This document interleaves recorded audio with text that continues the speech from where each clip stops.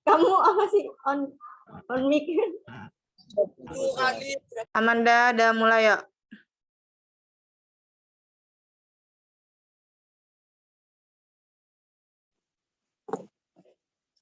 Baiklah. Assalamualaikum warahmatullahi wabarakatuh.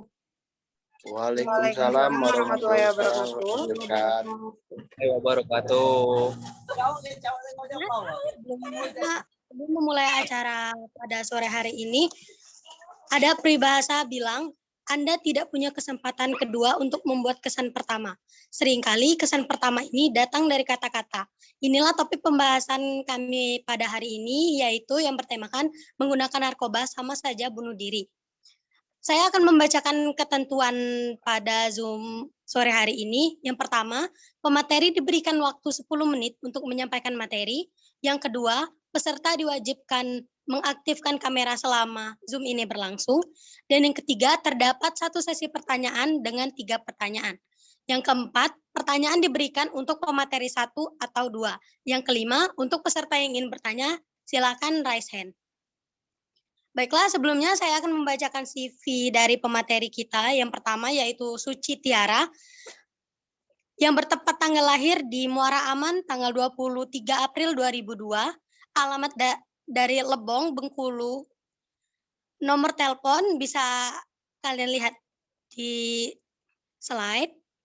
Email dan tertera. Pendidikan SD Negeri 16 Lebong, SMP Negeri 1 Lebong, SMA Negeri 1 Lebong. Pengalaman, anggota Pramuka SMA Negeri 1 Lebong, anggota BEM Universitas Muhammadiyah. Kemampuan, menguasai bahasa Indonesia dengan baik, terampil dalam berkomunikasi, berpikir kritis, dan mampu menganalisis. Bisa lanjut slide-nya.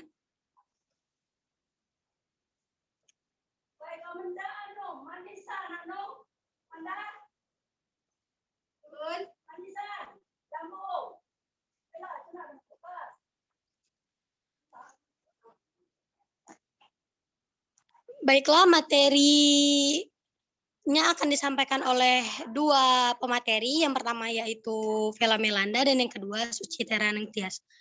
Kepada Vela dipersilahkan. Mohon izin, pemateri 1 adalah Suci.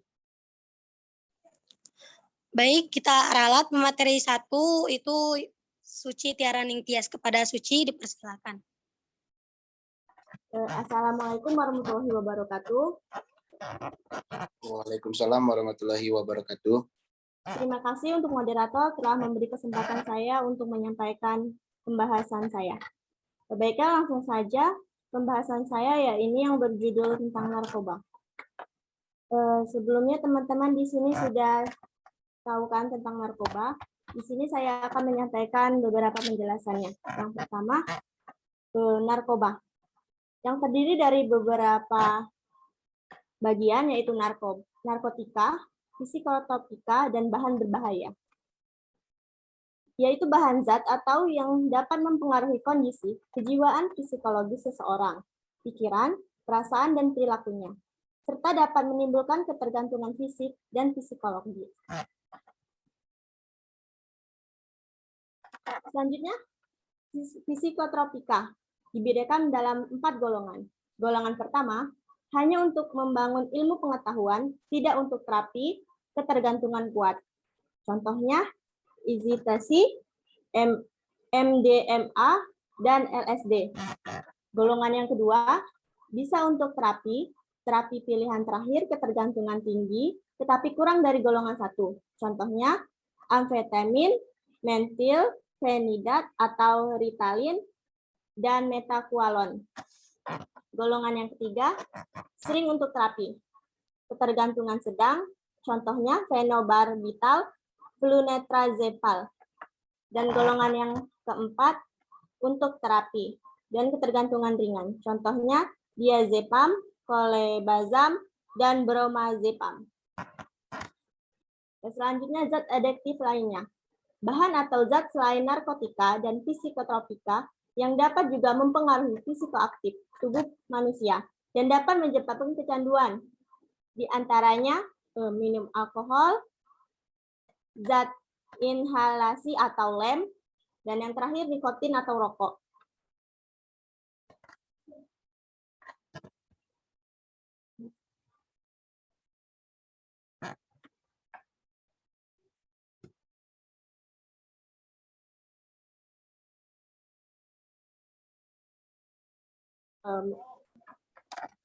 Selanjutnya yaitu berikut gambar-gambar jenis-jenis narkoba yang paling banyak digunakan, yaitu yang pertama ada ganja, yang kedua ada sabu, dan yang ketiga ada ekstasi.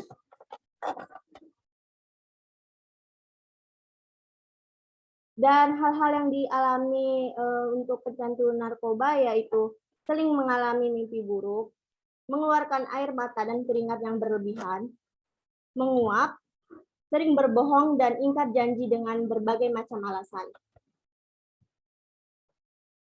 Berikut adapun ciri-ciri yang dialami narkoba yaitu sangat sensitif dan cepat bosan,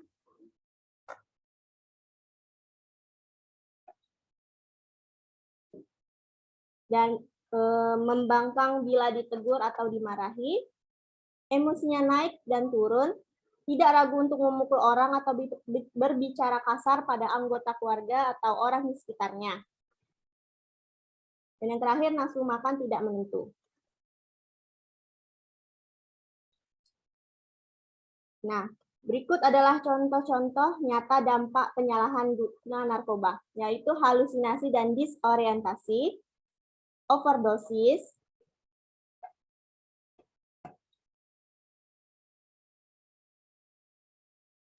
dan berikut terjadi penuaan dini dan rentan terhadap serangan penyakit. Terjadi kerusakan pada gigi.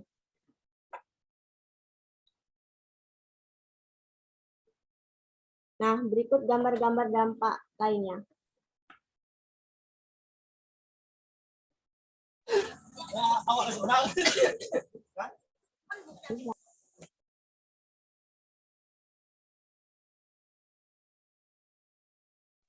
Nah, itulah paparan materi yang saya berikan.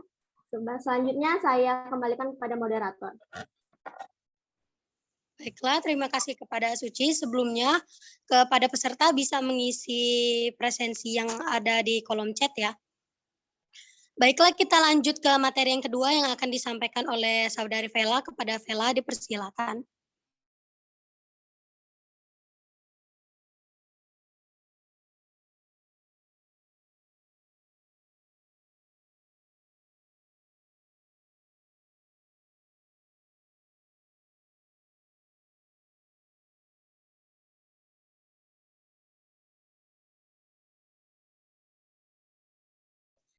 Oke, baiklah. Assalamualaikum warahmatullahi wabarakatuh. Waalaikumsalam warahmatullahi wabarakatuh. Saya akan melanjutkan dari materi yang diberikan kepada pemateri satu, yaitu Suci Tiara Ningtyas. Di sini saya membahas mengenai pengaruh narkoba di kalangan remaja. Di sini saya membahasnya lebih spesifik untuk para remaja. Nah, kalau digoyang. Di sini saya langsung membahas mengenai fakta apa saja yang ada di Indonesia mengenai narkoba. Di Indonesia sudah dikatakan sebagai negara yang darurat akan narkoba. Dengan meningkatnya angka kematian bisa mencapai 12.044 orang meninggal per tahun atau 33 orang per hari akibat dampak penyalahgunaan narkoba. Terus ada prevensi penyalahgunaan. 10 menit lagi? Penyalahgunaan narkoba. Lanjut, grafik penggunaan narkoba di Indonesia bisa dilihat setiap tahunnya itu selalu meningkat. Lalu ciri-ciri penggunaan narkoba tadi sudah dibahas oleh Suci, seperti perubahan fisik, seperti emosi yang terlalu berlebihan.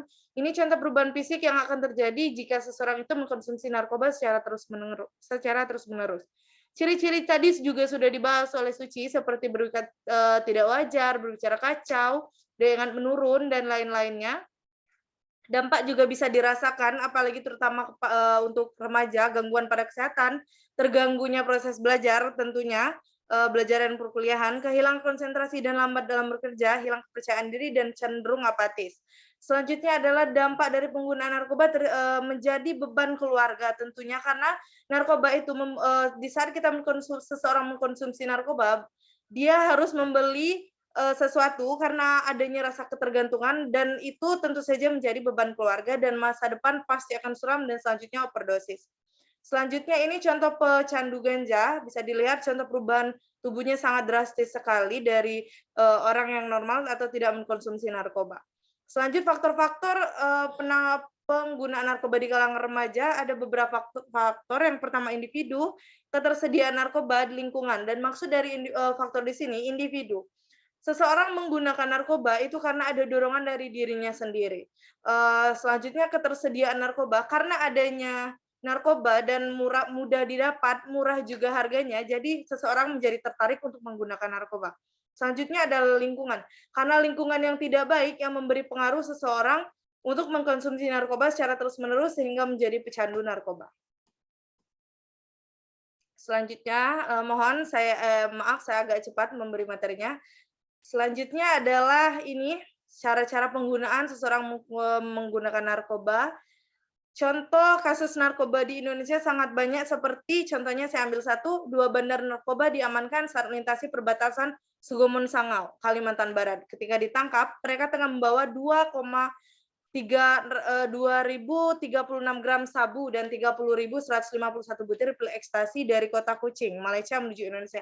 Jadi narkoba itu bisa didapatkan di mana saja, dan sebenarnya sudah banyak ditangani oleh pemerintah, namun karena masih ada aja oknum yang tidak bertanggung jawab dengan hal ini. Jadi banyak kasus narkoba di Indonesia yang kita temukan. Bagaimana sih penanggulangannya penyalahgunaan narkoba dan narkotika ini? Sebaiknya kita sebagai manusia yang sadar, tolak semua narkoba, itu slogan kita ya. Penyalahgunaan narkoba dan psikotropika itu ada penanggulannya yang secara primer, yaitu preventif dan represif, tersier, yaitu rehabilitatif, sekunder, yaitu kuratif. Bisa dibaca, sebentar. Preventif yaitu pembinaan moral, yaitu kita membina moral seseorang agar bisa terjauh dari sifat atau keinginannya untuk menggunakan narkoba. Yaitu represif, yaitu menindak atau memberantasi penyalahgunaan narkoba, seperti tindaknya polisi, yaitu memberantas seseorang yang menggunakan narkoba atau mengedarkan narkoba. Selanjutnya, sekunder atau kuratif, yaitu penyembuhan para korban baik secara medis maupun dengan media lain. Yaitu seperti masukkan ke rehabilitas, sama dengan tersier, direhab seseorang itu agar tidak menjadi pecandu. Selanjutnya adalah pencegahan narkoba. Itu bagaimana sih pencegahan narkoba itu? Pastinya didasari dari diri kita sendiri, dibantu oleh pemerintah dan orang tua, lingkungan, dan ada LSM yang akan membantu pencegahan narkoba. Selanjutnya, tokoh anti narkoba, kita sangat banyak tokoh anti narkoba di Indonesia ini, bisa dilihat sama-sama, dan juga pastinya masyarakat dan diri kita sendirilah yang penting dalam memberantas narkoba tersebut dan mencegah beredarnya narkoba tersebut. Ini tips dari saya untuk menghindarkan diri dari narkoba, tingkatkan keimanan, memiliki sifat mental dan rasa percaya diri, karena seseorang yang tidak percaya diri yang membuat dia ingin mencoba narkoba karena ingin mendapatkan PD-nya tadi. Terus pilih teman dan bergaul, lingkungan pastinya berpengaruh sekali. Terus berani katakan tidak, menolak untuk mencoba narkoba, tingkatkan kesadaran untuk lebih produktif, dan isi waktu luang dengan kegiatan yang positif dan produktif. Ini salam jomblo, jangan pernah merasa rugi jika tidak menggunakan narkoba, obat terlarang sangat berbahaya. Mari gunakan waktu luang untuk hal berguna, boleh dicoba jika siap siksa dunia dan akhirat. Langkahmu menentukan masa depanmu. Oke, let's say no to drugs. Terima kasih.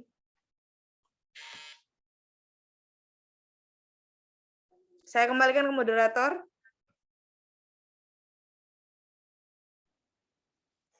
Baiklah, kita buka sesi pertanyaan. Mengingat waktu tinggal sedikit, hanya kita beri 2 pertanyaan untuk satu pemateri. Kepada teman-teman yang ingin bertanya, kami persilahkan.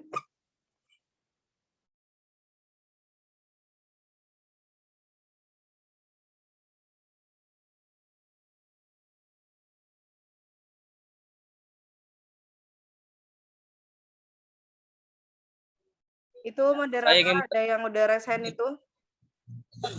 Baiklah, kepada Sakut, kami persilahkan untuk memberikan pertanyaannya. Oke, Assalamualaikum warahmatullahi wabarakatuh. Saya ingin bertanya Waalaikumsalam. kepada narasumber 2. Pertanyaan saya adalah, apakah contoh jenis Phyllotropika yang digunakan dalam terapi? Saya cuma minta jenis-jenisnya. Oke, itu.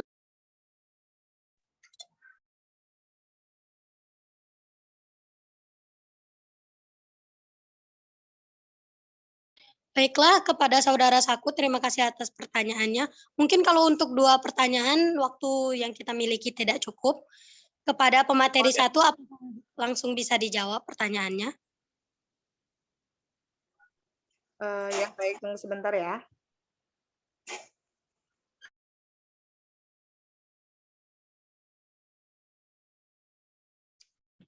Baik, saya langsung menjawab pertanyaan dari saudara Sakut tadi. Terima kasih untuk pertanyaannya.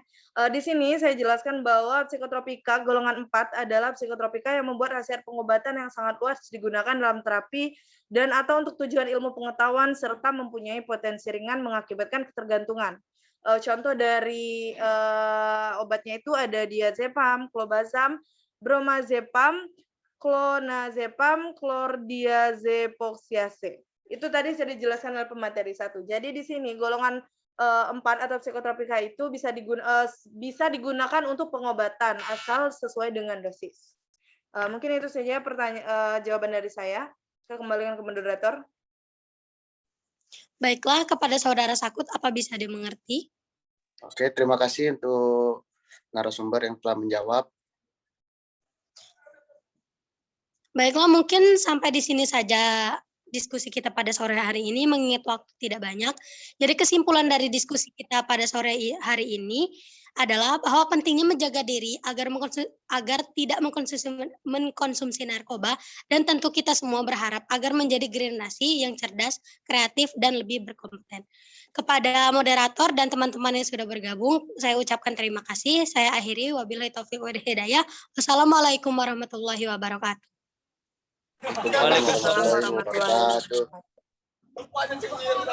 Mohon maaf sebelumnya, jangan lupa untuk peserta yang udah hadir di seminar ini, mohon untuk mengisi absennya, karena nanti jika kalian sudah mengisi absen, bahwa sertifikatnya akan otomatis kami kirim ke email peserta sekalian. Mohon diisi absennya, itu linknya sudah kami kirim di bagian chat, langsung diklik karena waktu kita sudah tidak lama lagi. Terima kasih. Udah bisa keluar nih. Udah boleh keluar. Mohon jangan keluar dulu, jika sudah mengisi absen baru keluar. Terima kasih. Oh ya, baik. Assalamualaikum.